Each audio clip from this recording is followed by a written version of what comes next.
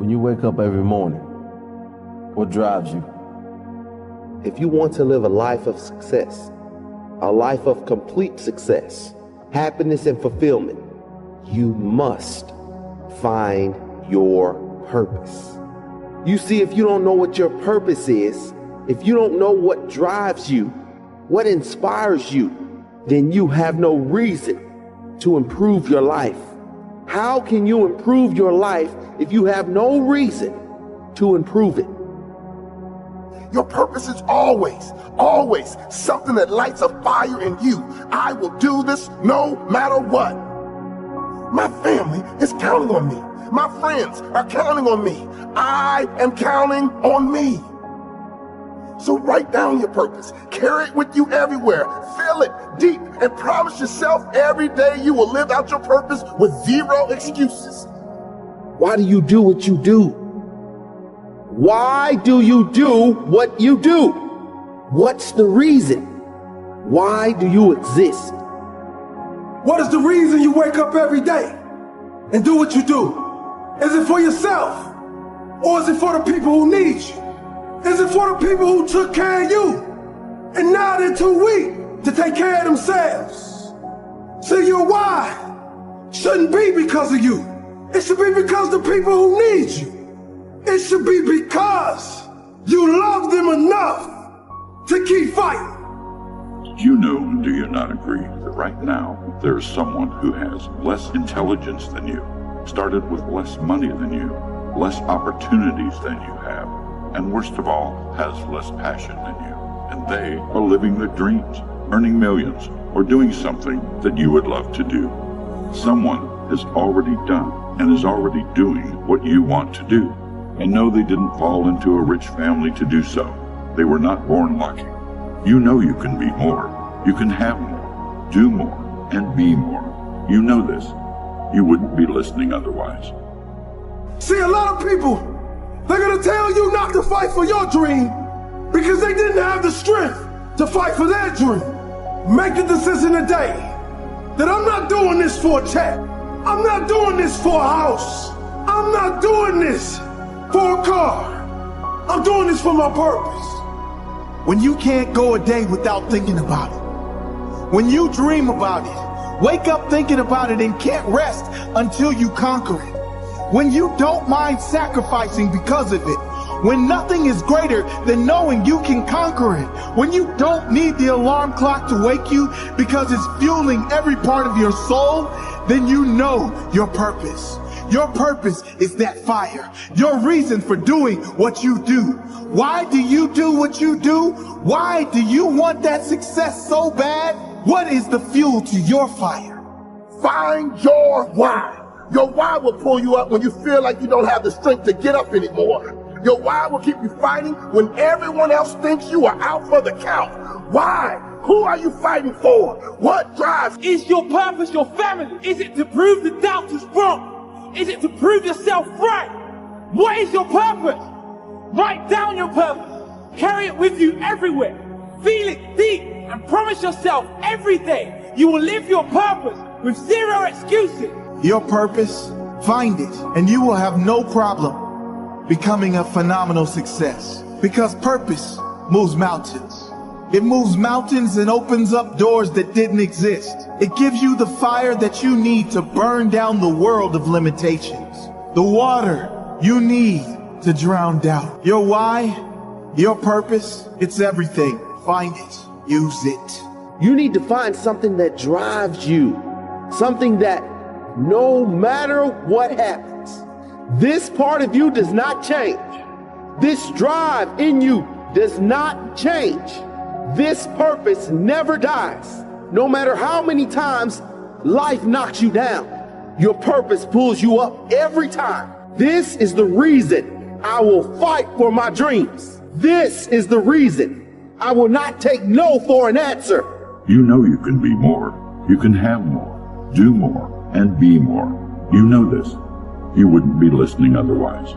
From this moment, there are no more excuses. Turn on your drive, turn on your passion, and turn off your fear. And then you will be successful. Be fearless. You can do this. You can do this. But you must find your why. Why do you want to do this so bad? Why do you want this so bad? What are you really doing it all for? What is your purpose? Successful people know their why, and they have a very clear purpose, a very clear vision. When you know your purpose, when it is clear why you are doing what you are doing, why you want what you want, write it down. Write it down and read it to yourself every day. There is nothing more powerful than a human being with purpose. With purpose, you will outwork anyone and everyone. You will get up early and stay up late. You will give more, do more, and become more. You will not give up when things go against you, which they will. You will fight on. Fight for your purpose, for your goals, for your dreams. Say it to yourself every day. From now on, regardless of the circumstances, I will achieve my dreams. I will achieve my dreams. I will, regardless of any circumstances. Nothing will stop me. People say you can't change your career at 30. That's when you're meant to be settling down. You can't change your career at 35. You should have had it figured out by then. Oh my God, you're not married at 38? What the hell are you doing with your life? Who comes up with this stuff? I have no idea. But this stuff plagues so many people that I speak to. So many people open up to me and say, Jay, I just don't know how to change. Is it possible? What do you think this guy was before he became who he is? He used to be a PE teacher, right? Sports teacher at a high school. How about her? She was a telemarketer for 2 weeks. How about her? She applied to be a funeral director. It's incredible.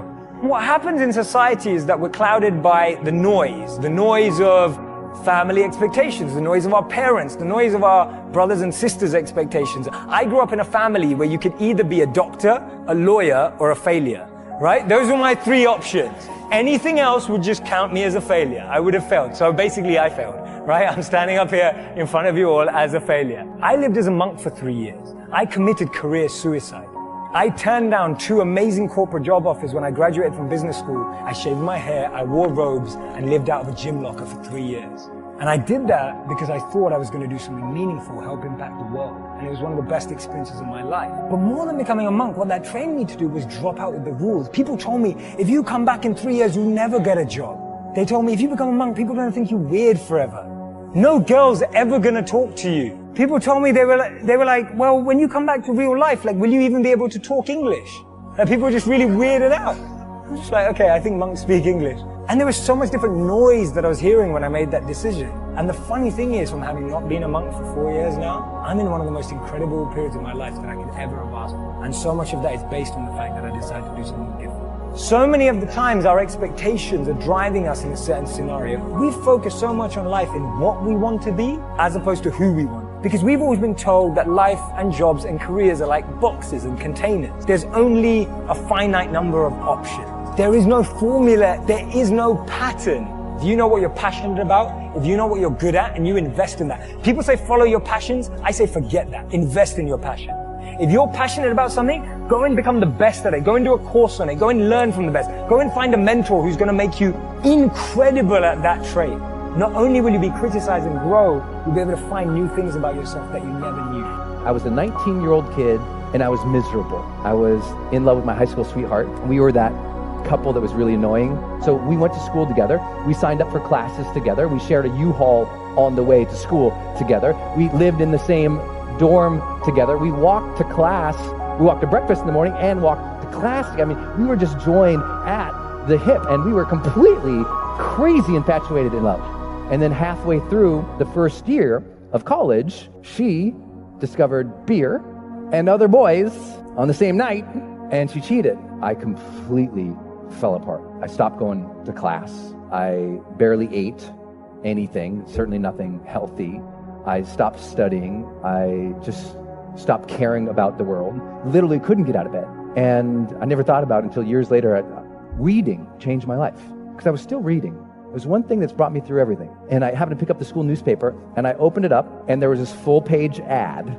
It was this perfect white sandy beach, turquoise water, big green palm tree. And across the top of the ad, it said, escape. Students needed for summertime jobs in the Dominican Republic. So I escaped. I went down there, and one night, my friend Kevin and I, we hopped into a car after dropping off a client. So we're going down this road, 85 miles an hour in this car, and the windows were open and that air was coming in.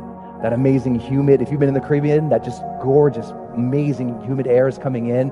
And then we came upon a corner. We take that corner 85 miles an hour, and that corner became the turning point that put my feet on the stage for you today. Kevin grabs the wheel. He goes, "Hold on!" And I brace. And the car starts sliding sideways.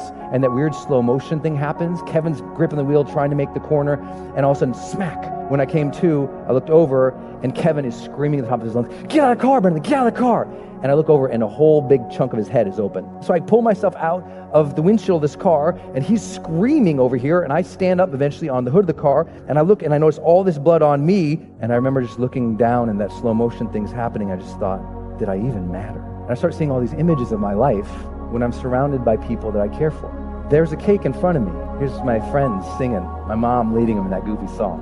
There's my sister just swinging and smiling right next to me. And it makes you wonder, did I love? Did I love openly and honestly and completely? Or did I hold back because that one time I got hurt? The truth of the matter, sooner or later, there are three areas that have to be budgeted in your life. You have to budget and manage power. If you're not careful, power is so intoxicating that it will totally corrupt you. The more influence you have and how you use it can be debilitating. You have to budget how you use the power that you have. Stop asking God for more influence if you're mismanaging the influence that you have, manipulating the influence that you have, moving people up or down for bad or wrong reasons with the influence that you have. That has to be budgeted or you're going to lose the power. Money has to be budgeted. I don't care how much you have of it. Anytime you disregard budgets and mismanage money, you'll end up broke. It has to be budgeted, it has to be managed. When you budget something, you manage on the basis of priority. It's not that you can't use it, but you're selective about how you use it. Power isn't bad, money isn't bad. If it's budgeted, if it's managed. And the other thing you have to manage is sex. Same way, oh, I lost you. Same way you had to budget. I lost most of you on the budget and the money. The rest of the three people I had left, now I'm gonna kill them with the sex. But no budget for it, just out of budget, just whatever you see, you get. That's the same way you handle your money is how you handle your body. When you want something, you got to have it at all costs. You go after it. All of a sudden, you buy what you want and beg for what you need, or you sleep with who you want and you lie to who you need. And Look at your neighbor and say, are you over budget? Do you even have a budget? What will you not do? What will you not say? Where will you not go? It's quiet this morning. To all of our visitors, it is not normally quite this quiet, but due to the sensitivity of the subject matter, it may be a rather conservative service today because everybody's checking their books. And when it talks about fornicators and profane, filthy people who will do just anything, he illustrates it. Now, I didn't write this, I'm just preaching the book. He illustrates it with a guy named Esau.